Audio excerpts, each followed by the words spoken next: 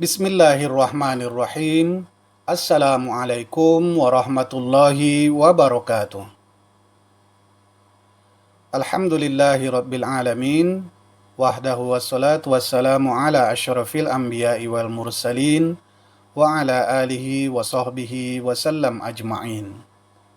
Alhamdulillah, marilah kita bersyukur kepada Allah Subhanahu wa ta'ala yang masih memberikan kita rahmat dan karunia yang begitu besar. Salawat dan salam kita sampaikan ke haribaan Nabi kita besar Muhammad sallallahu alaihi wasallam. Allahumma salli ala Sayyidina Muhammad wa ala ali Sayyidina Muhammad. Alhamdulillah, jumpa lagi dengan saya Wa'nga insyaallah pada kesempatan kali ini. Adapun yang menjadi judul diskusi kita adalah beragama tidak ada paksaan. Sebelumnya, marilah kita buka diskusi kita dengan lafaz basmalah. Bismillahirrahmanirrahim. Secara pengertian, agama itu berarti adalah suatu kepercayaan. Di dalam bahasa Arab, agama itu berarti ad-din, yang berasal dari kata dana yadinu dinan, yaitu ketundukan. Di dalam Al-Quran, kata ad-din disebut dengan beragam makna, di antaranya ketundukan, kekuasaan, hukum, perintah, ketaatan, peribadatan, dan pelayanan, syariat, undang-undang, dan pembalasan. Lantas, kenapa tidak ada paksaan dalam beragama? Bukankah agama itu sangat diperlukan? Sahabat Taubi, dalam surat Al-Baqarah ayat 256, Allah berfirman, La ikraha fid din. Tidak ada paksaan dalam beragama. Sebagai manusia yang mempunyai akal pikiran, Allah telah menyinggungnya dengan firman-Nya, Afala ta'qilun. Tidakkah kamu berfikir? Artinya ini adalah sindiran kuat untuk si manusia untuk berpikir, kenapa ya tidak ada paksaan dalam beragama? Bukankah ketika manusia itu lahir dia sudah Islam, selamat, dekat dengan Tuhan, tetapi orang tuanya yang mendidiknya, yang membuatnya menjadi beragama secara taklid, alias mengikuti agama yang dibawa orang tuanya.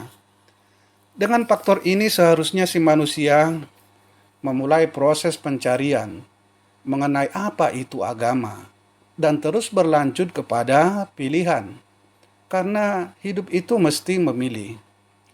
Ketika mengakui Islam sebagai agamanya, maka harus diikuti secara kafah. Firman Allah, Udkhulu fis-silmi kafah. Masuklah ke dalam agama Islam itu secara menyeluruh. Dengan kata lain, jangan tanggung-tanggung dalam beragama. Terus timbul pertanyaan, apakah yang menjadi penghubung antara si manusia dengan Tuhannya? Karena ketika bayi dia masih terhubung dengan Tuhannya. Ketika balik dia akan terhalang, terhijab dari Tuhannya.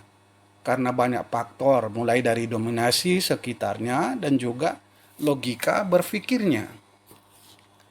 Dalam surat Al-Fatihah ayat 6 Allah berfirman, Ihdinas siratal mustaqim. Tunjukilah kami jalan yang lurus. Sirat artinya adalah penghubung. Kata lainnya adalah thoriq. Dalam rukun Islam yang kedua adalah sholat. Sholat itu berarti penghubung antara si manusia dengan Tuhannya. Lantas, benarkah kita telah mendirikan sholat dengan istiqomah secara terus-menerus? Dawam, berkepanjangan. Ada satu istilah kata-kata dari alim ulama pada zaman dahulu, dawamul ubudiyah zahira wa batina ma'adawami khuduril qalbi ma'allah. Berkepanjangan memperhambakan diri kepada Allah zahir dan batin, serta berkepanjangan juga hati ingat kepada Allah. Atau mungkin barangkali ketika kita mendirikan sholat itu hanya sekedar ikut-ikutan. Ikut-ikutan di sini artinya supaya terlepas dari satu kewajiban. Kalau terlepas dari satu kewajiban berarti kan ada tujuannya. Mungkin takut dengan azab Allah atau nerakanya atau mengharapkan surga sebagai balasan dari apa yang dilakukannya. Tetapi lebih jauh dari itu, sahabat Taubi perlu dipahami bahwasanya sholat itu intinya adalah zikir, ingat. Di dalam Al-Quran Allah berfirman, wa aqimis sholata li dzikri. Dirikanlah sholat untuk mengingatku. Betulkah kita ingat kepada Allah ketika sholat?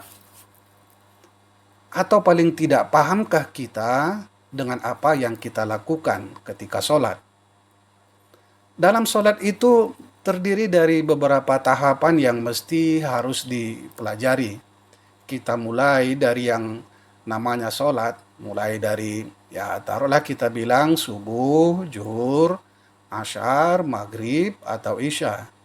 Namun di dalam nama-nama tersebut tentu ada posisi-posisi ataupun gerakan-gerakan yang mesti kita pahami, dan tentu juga ada sejarah-sejarah di situ yang berkaitan erat dengan nabi-nabi pada zaman dahulu atau nabi sebelum Nabi Muhammad sallallahu alaihi wasallam. Nah, kemudian di dalam sholat itu juga ada yang dinamakan dengan unsur sholat, dan juga yang terakhir ada yang dinamakan dengan tujuan sholat. Dan ini terus-menerus kita lakukan di setiap harinya, di setiap satu pekannya selalu kita laksanakan, kita lakukan berulang-ulang. Tapi pernahkah terpikir kepada kita untuk mempelajarinya? Kenapa ya sholat itu wajib? Lantas kalau wajib, apa yang harus dilakukan? Atau hanya sekedar ikut-ikutan? Atau mungkin barangkali jauh dari itu? Apakah tujuan dari sholat itu? Sahabat Tobi, yuk kita kembali untuk menggali potensi yang ada di dalam diri kita. Kita gunakan akal dan pikiran kita untuk mengkaji, mengulang kembali mengenai apa itu yang dinamakan dengan Islam. Atau mungkin kenapa tidak ada paksaan di dalam beragama. Sahabat Taubi, sebagai kesimpulan bahwasanya agama itu adalah suatu kepercayaan kepada Sang Pencipta, keyakinan, akidah kita kepada Sang Pencipta. Kemudian tentunya di dalam beragama itu tidak ada paksaan, tapi Allah telah membekali manusia dengan akalnya untuk berpikir, dan tentunya dengan itu pula dia harus mencari tahu ada apa dengan agama dan apa penyebabnya supaya agama itu penting bagi kehidupannya. Dan kemudian ketika dia telah menentukan pilihan dalam beragama, tentu dia akan berpikir, apa yang membuat saya bisa terhubung dengan Tuhan? Dan itulah, sebagai penghubung tercepat dengan Tuhan itu adalah dengan melakukan sholat. Bukankah sholat itu sebagai penghubung antara si manusia dengan Tuhannya? Dan itu mesti harus dilakukan terus-menerus di dalam kehidupan kita ini. Sahabat Tobi, segala silap kata pada penyampaian kali ini kiranya mohon dimaafkan, dan kepada Allah juga kita sama-sama minta tolong dan minta ampun. Marilah kita tutup diskusi kita dengan lafaz hamdalah. Alhamdulillahi rabbil alamin. Wallahu a'lam bissawab. Inna lillahi wa inna ilaihi raji'un. Wassalamualaikum warahmatullahi wabarakatuh.